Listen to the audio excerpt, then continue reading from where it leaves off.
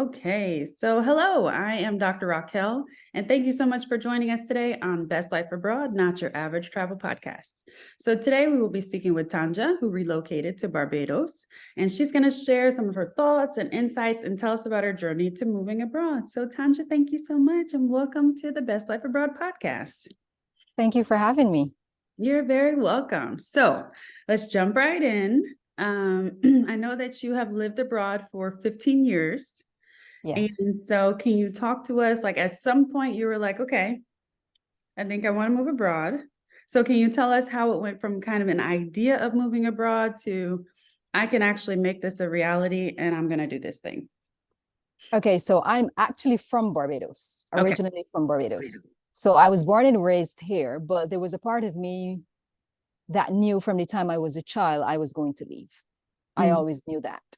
So I'd also chosen accountancy as my profession when I was 14 years old. Oh, wow. So I always had the intention that I was going to work as an accountant outside of Barbados.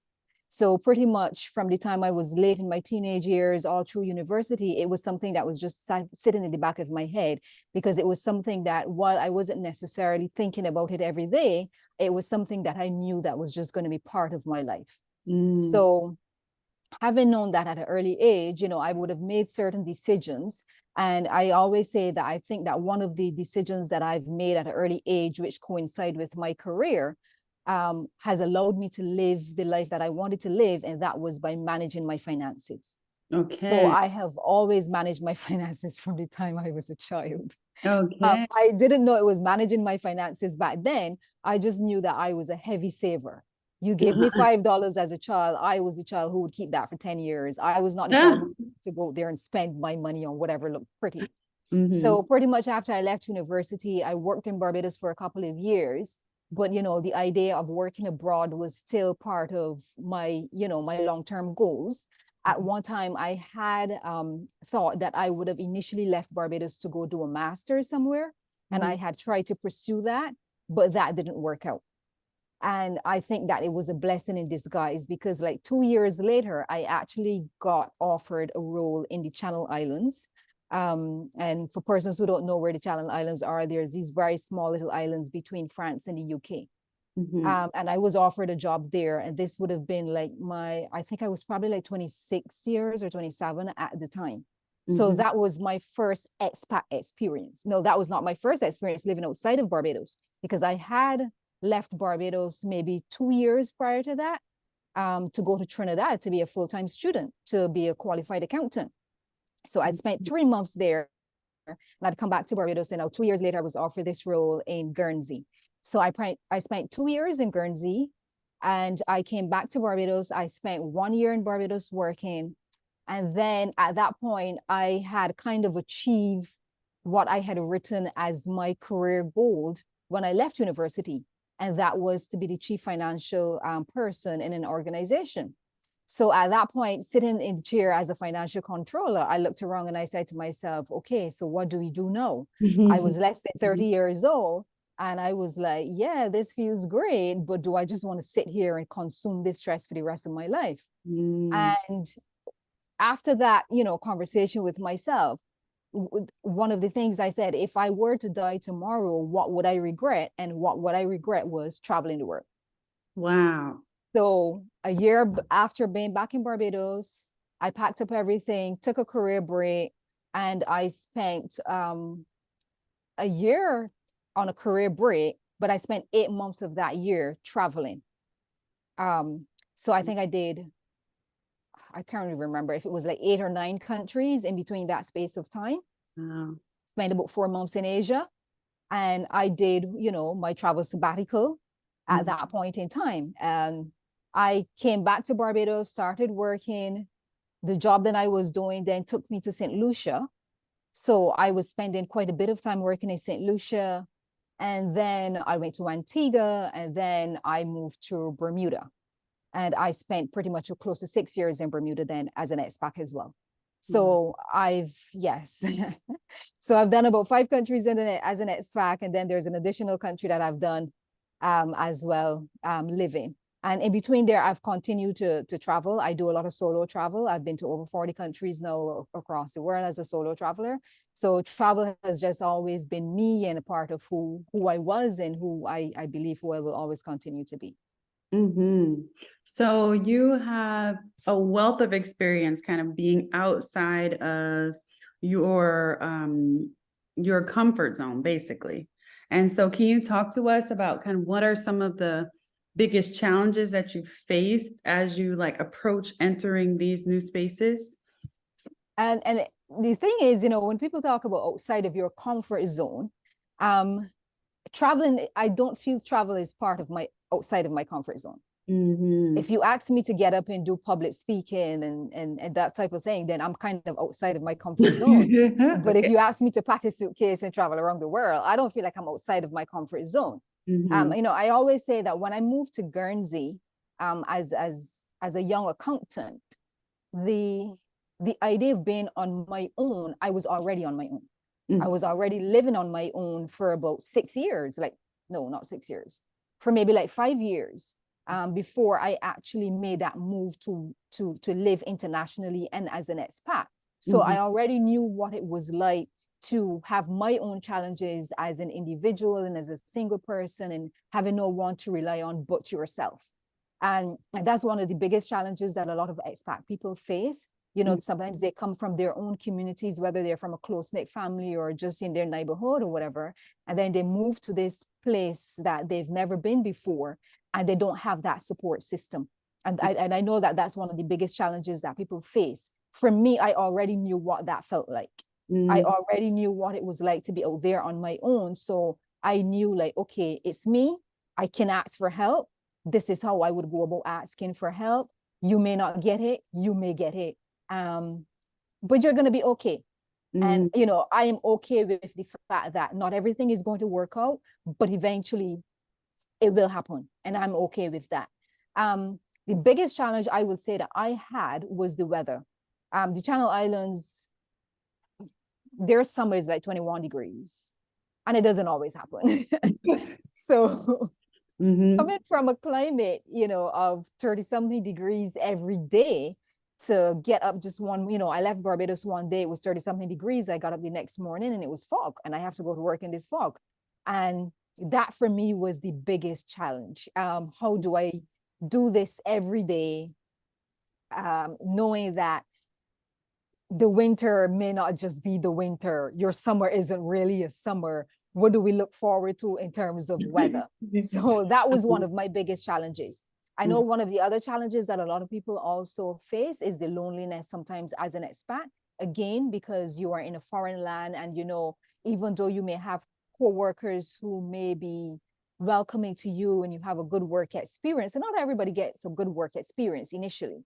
But even if you have a good work experience, those individuals are going home to their families. And whereas on your own, you are on your own. Again, I'm introverted. Mm-hmm. So I kind of squash, you know, I kind of squash that one. Mm-hmm. And the other things that would normally pop up, I don't necessarily see them as challenges or outside of my comfort zone. I see them as more like adventure. Like, I know sometimes food is one of those other things where people struggle with. I am one of those individuals who I can cook my local food. So I am able to find whatever ingredients I need to wherever I am in the world. And if I want to have a local meal or more Caribbean meal, I can do that for myself. But at the same time, I am open, because of my travel history, I'm open to trying new foods and trying new experiences. And you know, there are a lot of little day-to-day things, you know, and if you're from the other side of, you know, the Western Caribbean, US side, you know, sometimes it's basic things is like how the stove works. It doesn't work the same in Europe. You know, I remember going, and this is a story that I share with a few persons here and there. And I remember the first day that I'd moved into my place, after having moved to the UK and I was going to work, I couldn't get my door locked. I just could not figure out how to get the door locked. And eventually I was like, oh, well, I'm just going to leave it unlocked. And I went to work. And, you know, I went to work and I said to a coworker, like, I don't understand how you lock this door. And, you know, like, I am not the kind of person who gets easily embarrassed. And I say to persons, you know, like, sometimes when people say, I may have done something silly, and they say, oh, are you not embarrassed? Or, where's your shame? And I said, I left shame around the world a long time ago. If Mm, you're a traveler and you've lived outside of your country or you've done heavy traveling, you mm, know that you have to get over this whole thing of being embarrassed and being whatever. It yes. goes out through the window really, really quickly. So Mm, like for those things, they're little minor things. And if you're the type of person who you've never had that experience of being on your own and having to figure it out, you're going to struggle. mhm. And there are things that I've had to figure out regardless. And it doesn't even matter, even if you're a seasoned traveler, because each country that you relocate to is still going to be different in some regards. And there's something that you're going to have to figure out. Yeah, I love so much of what you're sharing, because I think it really speaks to the characteristics that are necessary to Yes. move abroad. One Yeah. is what you mentioned about fear. You have to be willing to say, it may be something that's scary, but I'm going to push through. Mhm. You also have to have the mindset of, I'm going to survive this. I will survive this. No matter what is happening, no matter how I feel today, I will hopefully not feel this way always. And if I do, I can find another place to go. So definitely that I will survive this. And then even that last part about shame. I just remember like so many things where I'm like, I don't know this. I remember my first time living abroad. I lived in Spain. I could not figure out how to weigh a vegetable in that grocery store for the months. I did not know. I lived off of, and it sounds gross, but I used to eat penne pasta mixed together with a can of tuna fish, and they had like a bag of vegetables together. That I would was already mix that yeah. up, put some salad, some like Italian salad dressing. I ate that every day because I was like, I can't figure it out. But it's true. It's like, you just have to accept that you're not Yeah. going to know everything. You Mhm. ask, you might get an And you answer. ask, yeah, you have to be bold enough. You have to be bold enough to know that you are going to need help sometimes. You Mm, have to be bold and brave enough to ask for that help. yes, Yeah. I absolutely. remember I Googled how to use my stove, as the Brits would say, the hob. When I first moved into my first place, I did not know how to turn on the oven. Mhm. And those are things that I find comical. Um, and I laugh at myself with those things. And you're gonna have to have a certain level of humor, Mm, and you have to just laugh at yourself sometimes. mhm. And it is either you're gonna do that or you're gonna get frustrated really quickly. Yes, for sure, for sure. And switching gears a little bit, can you tell us about some of the more logistical things? So some of the main questions that we get from people who are listening are, okay, I've made the decision, I'm going to do it. Now, how do I get a visa? How do I find a place to live? How do I earn money? What do I do about healthcare? Can you tell us a little bit about how you navigated those things?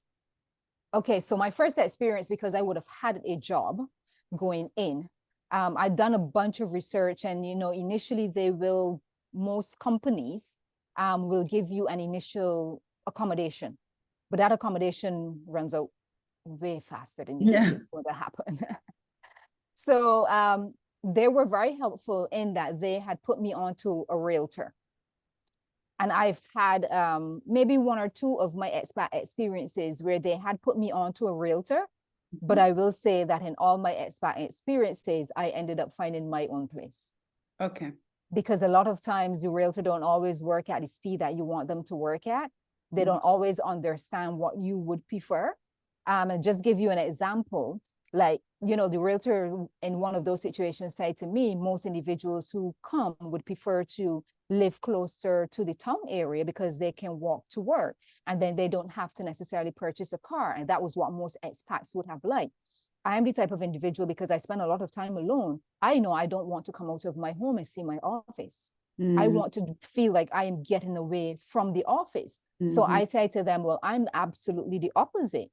Then mhm, they would say, oh, most persons would prefer not to have that expense of a car initially. And I'm like, no, I want to do that, because one of the ways that I entertain myself and I keep myself occupied is that I drive around the country a lot wherever I'm living, because I take photographs, and I find that keeps mhm. me, sane and everything in between.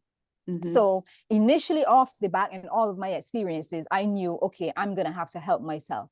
So and again, you know, by that time I was already living on my own. I'd already had 3 different apartments in between Barbados and where else alone.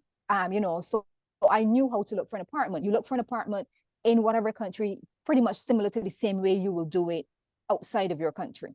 And that is websites. You find whatever groups, you know, now social media is more active. So if it's a Facebook group or that type of thing, and you do this before you leave your country, you spend time in that country virtually. So what I start by doing, if I'm moving to a country and I know that, as soon as I know whether it's 3 months or 6 months out, I start to read the newspaper in that country. I go online every day and I read the newspaper in that country. Great. So therefore, I know exactly what's happening in the country. I know there may be like some tele-classifieds in that country, and you can follow those. Follow the blogs or whatever people are writing. Follow comments. You get so much information by reading the comment section. People will lead you to how to look for an apartment. People will tell you. And even if it's a case where you find yourself, and I know I haven't done this, but I see a lot of people doing this, even persons who are moving to Barbados, like they will reach out months ahead and say, how do I do so and so? And people are always eager to help you and point you in that direction. So in every country that I've moved to, there have been this website that is set up primarily just to find local accommodation. It is very competitive. Like you have to get up at 6 o'clock in the morning to see when some of this stuff is posted. But you keep doing that, watch the teleclassifieds, call up, keep calling, you know, tell your coworkers you're looking, whatever. And you keep going until you find the place that is suitable for you, or you find some place that you like. If it is a case where you have to leave your accommodation because it's running out of time and, you know, sometimes it's more expensive, then unfortunately you may have to take something that's temporary or short term. And if you do that, don't sign the long-term lease. Don't sign the long-term lease until you are sure this is an environment that I like, this is what I envision for myself, and this is something that I can actually afford. So those are the basics in terms of looking for accommodation. It will be stressful in the beginning. I'm not going to try to sugarcoat it and make you think that it's all honky-dory and it's easy. Because there are a lot of countries, especially countries, if you're moving to a country as an expat, it means that that country doesn't necessarily have the skills there.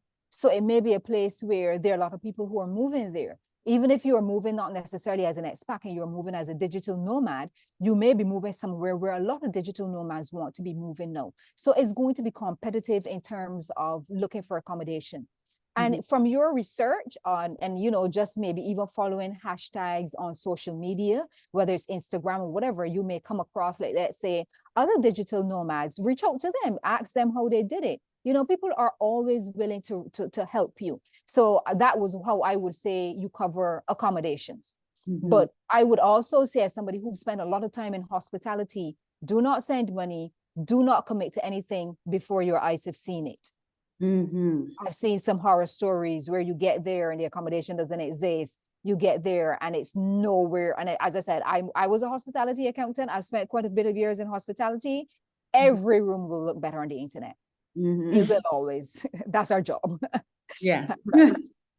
So in terms of visas, if you're going as an expat, again, your company will sort that out for you. So you just pretty much have to provide the information and wait until it's processed. Again, not as easy as I make it sound. Sometimes that information is a lot harder to get. You have to get, regardless of whether you're going as an expat, digital nomad, or however you're going. The basic things: make certain your passport is valid, make certain you have proper status on your passport, and that is, it's not going to expire within the next 6 months or even a year or whatever. Make certain, I always try to travel with photographs. Even though it's easy to get photographs in another country, I always make certain that I leave my country or wherever I'm leaving, especially when you're going traveling, you're going to be moving a lot. Just get basic photographs, a passport, and just carry them with you. You just never know when you're going to need them. Because if you have to pick up a visa on the road, let's say, because I travel on a Barbados passport, it only gets me so far. I'm constantly like in Asia, I'm constantly looking for another visa, and I have to have, you know, passport photos each time I do that. So Mhm. even before you leave your country, those are things that you're going to need. Make certain you have good documentation. You have good valid copies of your birth certificate, any other certificates that you may have, mark certificates, whether you've changed your name, even things like your education.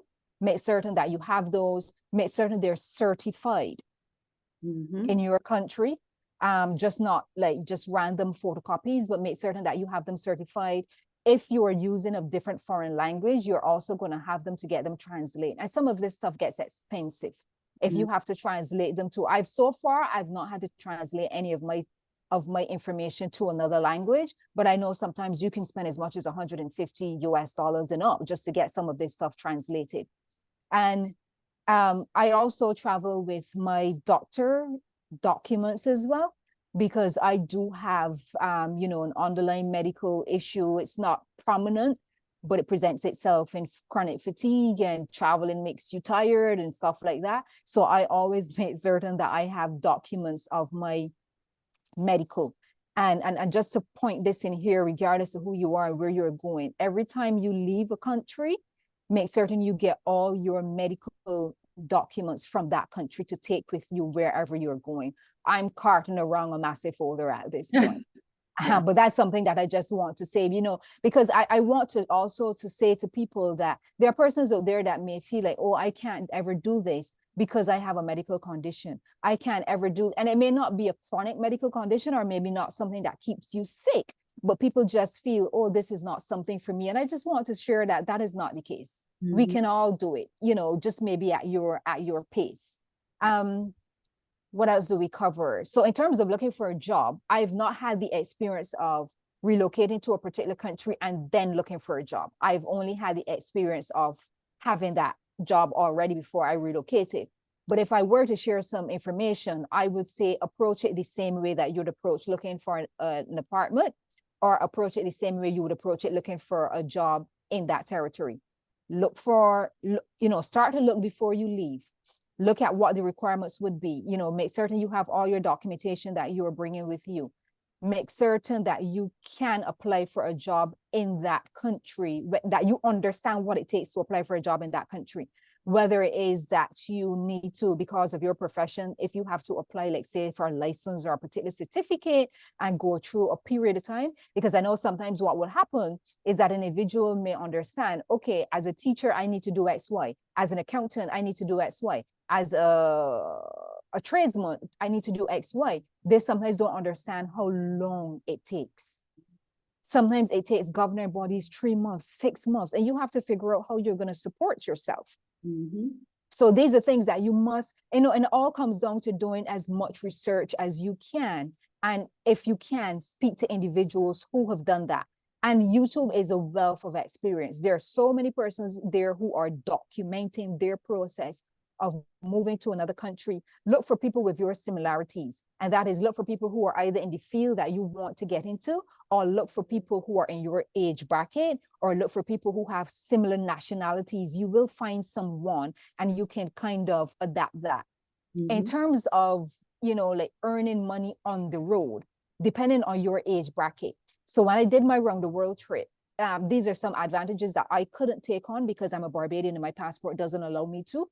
But I know like British persons, Americans, Australians, they can apply for what you call a year visa, a work travel visa. I'm not sure if that's the right name, where a lot of British people, they go down to Australia for a year and they are allowed to seek employment and travel for that year.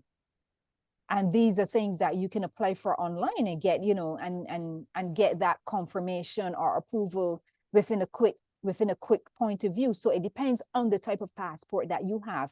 And again, you're going to have to do your research. There's a couple of websites where you can go in and you can put in the passport that or the nationality that you have, and it will tell you all the countries that you can travel to visa free and for how long, and it will tell you the ones that you need visas for. Mhm. Mhm. And that is also very important to make certain you don't get stuck around the world, again, bleeding money without knowing, hey, how is this? Because it's very frustrating. I mean, I've done all of that and I've still gotten stuck. And it's just one of those things. The biggest part that I would say in a relocation, and the finance person in me always will say, you have to be financially prepared. That will look different for a lot of persons. And it depends on your structure. It depends on the countries that you're going to. A lot of countries, you will not have the right to claim any level of benefits. You will not have the right for medical, medical help. There are some countries that will give you emergency medical help, and there are some that will give you, but you're going to have to pay.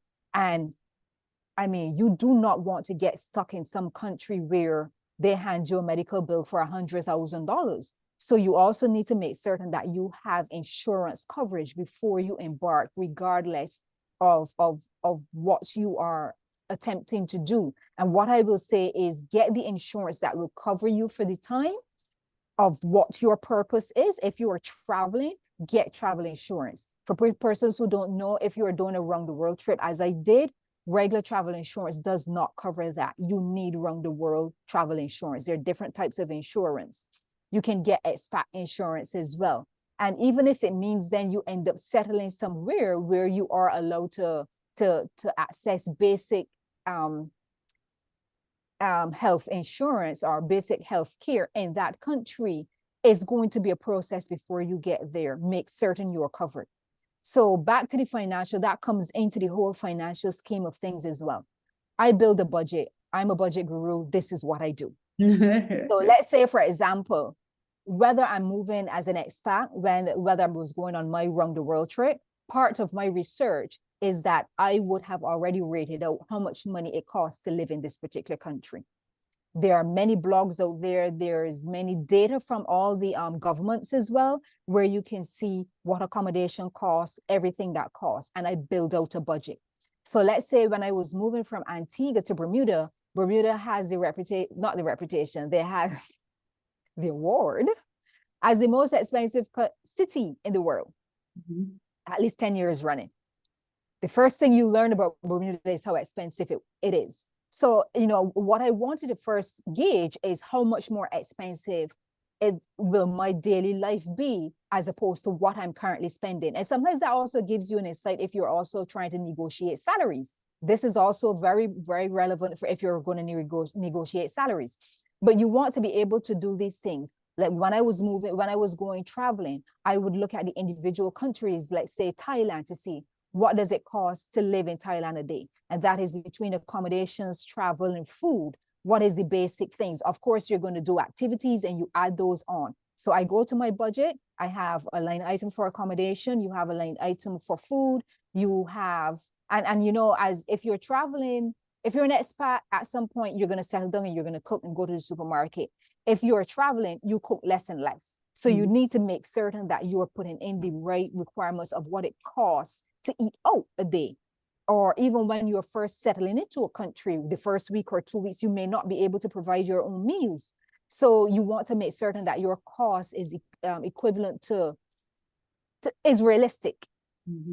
So you have your accommodations, you have travel.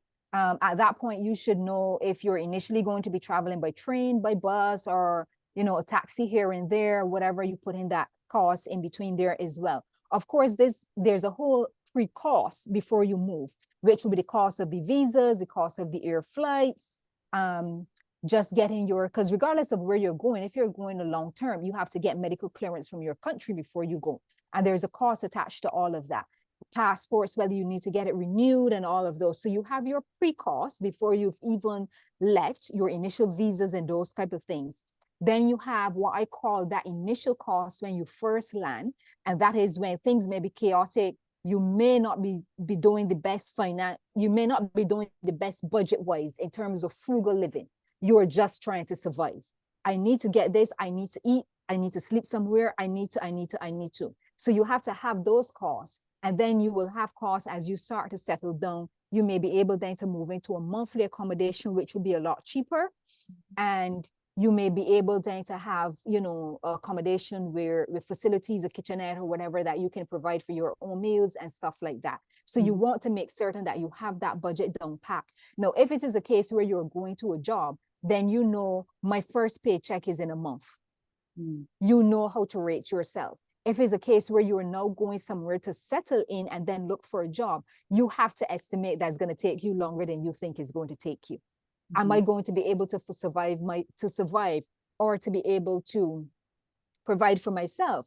If you already have, like, let's say you were going to Australia or on the work travel visa, and you know that you already have that approval and it's only a matter of finding a job, and you're willing to take like what I say hourly work, and you're willing to do like bartender work and those type of pieces of work, which may be easier to get, then you can say, okay, well, 2 weeks or a month of me supporting myself is fine until I have some level of revenue coming in. If you're going to a country where you now have to sit and wait for them to approve that visa or work or permission to reside or permission to work or whatever while you're sat there, you may be looking at a 3 months to 6 months. And you have to make certain that you have the funds to do it. So once you start to gauge out how much is going to cost, then what you will see is the time period in which I can make this happen. So between the time where you said, this is something I want to achieve, all of these things that you have to do and the work that it will take to before you get on that plane and sit down, then you're going to say, okay, I can do this within a year. I'm working with a year. So let's say to it, you want to say 2025 is my year, because you know that you need 2024 to process everything that you need to do. So when you open your eye on the 1st of January 2024, you know, and I call this, sometimes I say operation, operation whatever. So you know that you're working on operation, I'm on whatever you name your thing. So you know, this is what I need to do. This is how much I need to save. These are all the different boxes I need to take. And pretty much that's how you go about it. I love that. It is, and I will add, it is a lot of work. Yes. Yes. I love that. I love that because it is very clear that there are actual steps in the process that have to happen. It's not just kind of like, okay, let's wing it.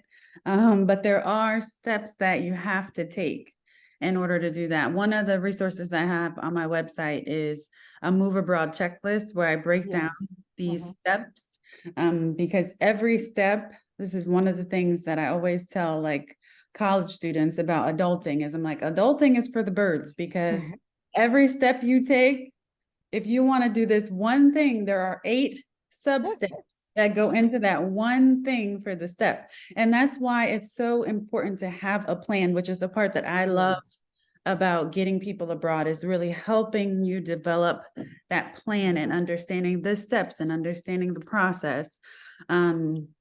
Because I think, like you said, it's like once you make a decision, you have to have a plan from there, because these things can take 3 months, they can take 6 months, it can take a year.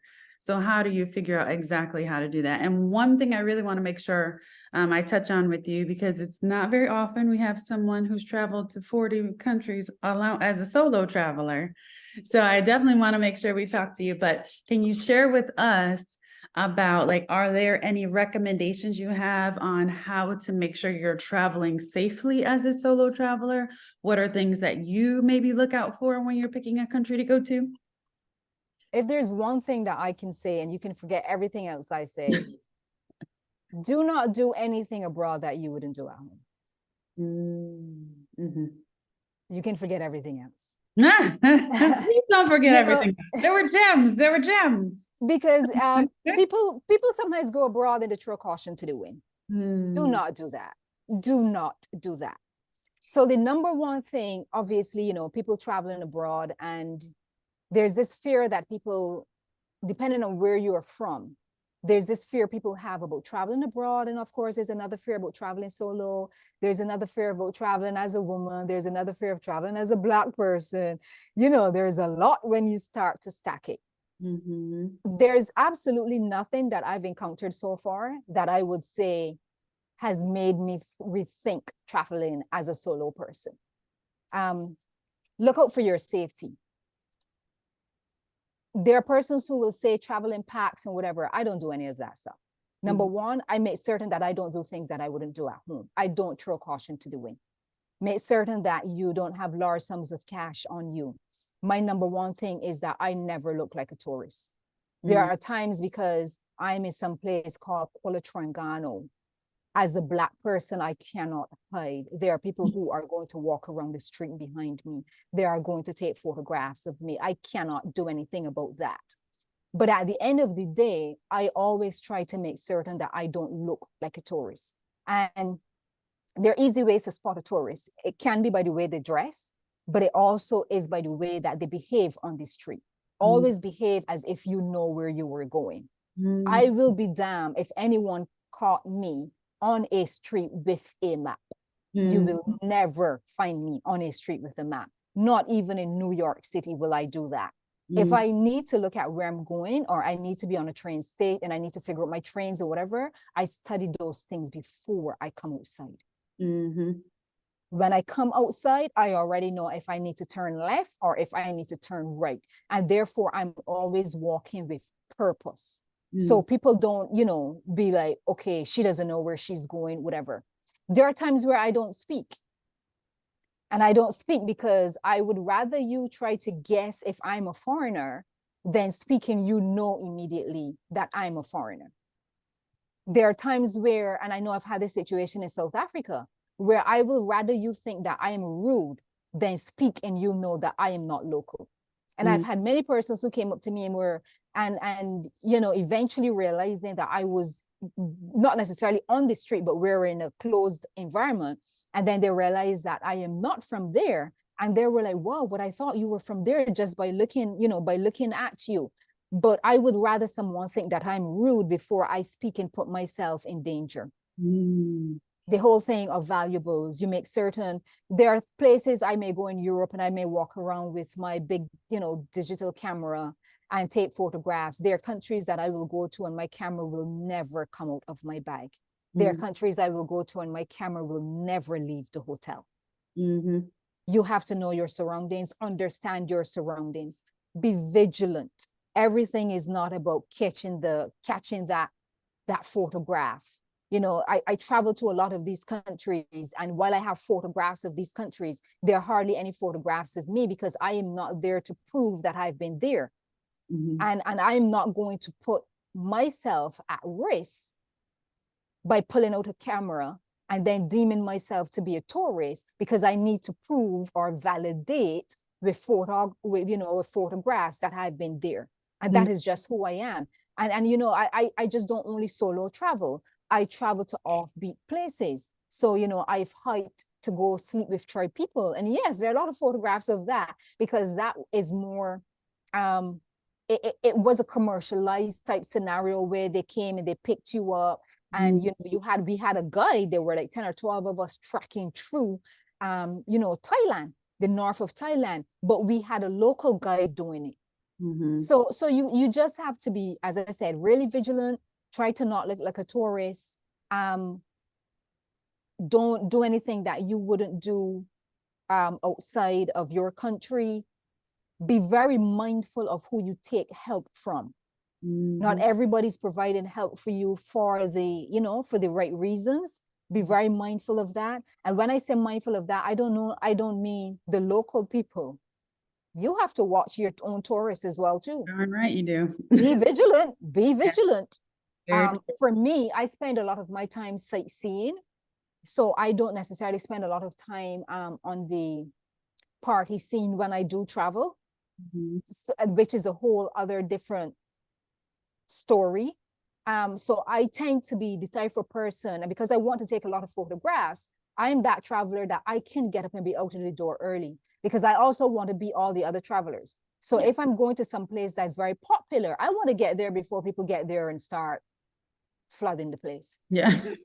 Travelers and tourists don't usually get them very early. If I know that I want to go and see some place and photograph some place that's popular, I will get up early. I am outside the Eiffel Tower before the door opens. Because when that door opens, I'm one of the first people who's through that gate. And there are quite a few hundred people out there, maybe like 100 persons.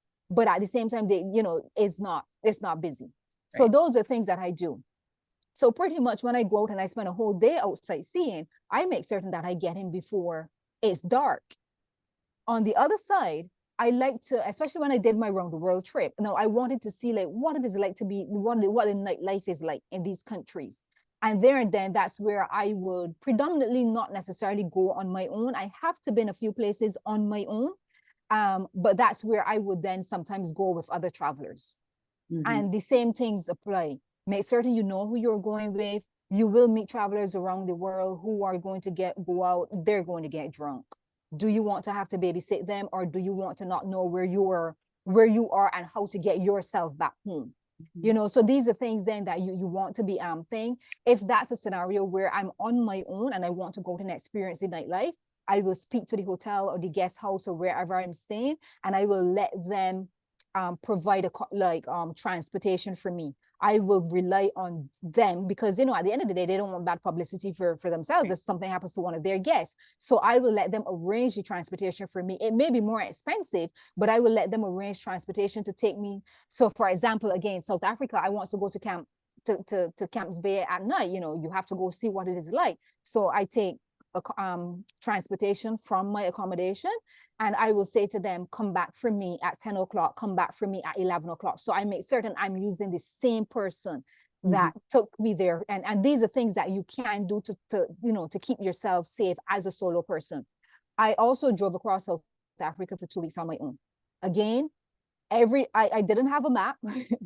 So every night I would study where I want to go. One town to the next town. I would always drive from a main town to another town. If it was going to take me 4 hours, or even if days that it took me 8 hours, I know that I have to be on the road at 6 o'clock or 7 o'clock. Because if I'm going to be driving 8 hours today and I need to stop for lunch and I want to stop and do some sightseeing and take some photographs, I need to get in the town that I'm getting to before it gets dark. And I just need to, and I need to do that. And that is what I do. So back to the thing. Don't throw caution to the wind because you're traveling. Be very vigilant and do the things that you should do to keep yourself safe. The basic things, mindful of food that you eat from people, watch your drinks. Those are basic things that you would do generally at home. Continue to do those things. And if you have any doubt about going to a particular place, don't go. And I've had situations like that even here in the Caribbean, where I've traveled to the Caribbean. There are places that are popular. I do a lot of off-season travel, and I may have gotten to the location. I remember there's this one specific place. I got to the location, this place is a very popular place, but it was off-season. And I got there and it was empty. There was hardly anyone around. I started to feel that feeling. I saw someone, they came up and they said, hey, you just need to whatever. And I will tell you, I left. It's not worth it. It's just not worth it. That is really, really great. That's great advice. Thank you so much. And I know we're running short on time, so I just want to quickly ask, we still have some people who might be listening who are on the fence. What advice would you give them to help them make the decision if that's what they really want to do? You have not fully lived a life unless you come out of your own circle. You will never grow to the individual that you know that you can be, the individual that you don't know that you can be, until you leave your circle. Yes. Nothing in life is permanent. You don't like it, you leave. I mean, it's simple, if you don't like this particular country, you move on to another one. But even if you've had the experience where you've gone abroad and you've lived and you've done all of that and you said, oh yeah, this is great, but you can always go home. At the end of the day, life in itself, we at some point in time, we're all going to pass away. And I find sometimes, again, from the environment that you live in, the fear. And this was something I wrote a specific chapter in my book on fear, because I know that fear is one of the biggest things that we can all deal with in challenges. in life. And that fear isn't necessarily coming from you. That fear comes from your environment. That fear is passed on by your family, by your parents, from their parents, from your environment. And that fear will keep you bogged down. Mm-hmm. And you just have to say, I am not fearful. There are so many persons who've done it before you. There Yes. are persons who have tried. There are, and this is what I say, I'm still alive. I'm still alive. So therefore, don't let that fear hold you back. Do not let that fear hold you back. It is, and from a financial perspective, and this is, where I like to instill in people, it is achievable for everyone. It doesn't matter what income bracket you are in, or it doesn't matter what status you were born in. This is something that's achievable, and now we're in an era where it's more achievable than it was before, and it's achievable for everyone. Some persons may have to work a little bit harder on their pre-game before they can do that, but at the end of the day, it's achievable. Love it. Thank you, thank you, thank you so much for your time today. It was so great to talk to you. You have so many gems in there, so much practical information that I know is going to be so helpful. So thank you so much for your time. Thank you for having me. So if you are willing and you're ready now that you've heard these wonderful insights to take the leap, I am here to support you on your personal journey. So head to my website, www.yourbestlifeabroad.com, for information on how to turn your dream of moving abroad into reality. So thank you again for joining us today. And just remember, there is no time like the present to live your best life abroad. Bye.